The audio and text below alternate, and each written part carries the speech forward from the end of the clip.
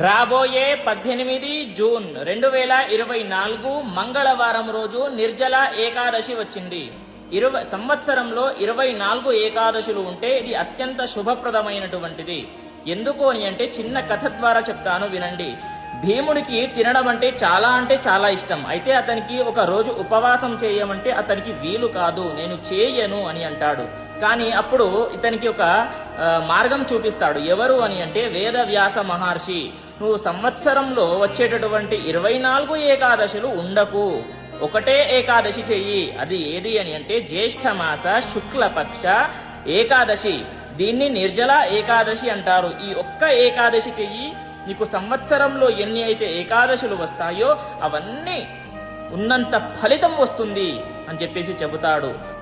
కాబట్టి ఆ రోజున మనము ఏం చేయాలి అని అంటే బ్రహ్మ ముహూర్తంలో స్నానము చేయండి. తల స్నానము చేసి ఆ రోజంతా ఉపవాసం ఉండి ఆ రోజున విష్ణు భగవంతుడి దేవాలయానికి వెళ్లి దర్శనము చేసుకుని 108 సార్లు ఓం నమో భగవతే వాసుదేవాయ అనేటటువంటి మంత్రాన్ని చదువుకోండి.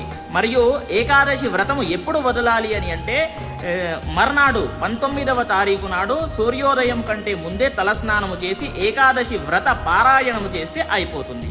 స్వస్తి అందరికీ తెలియజేయండి. స్వస్తి సర్వే జనాః సుఖినో భవంతు.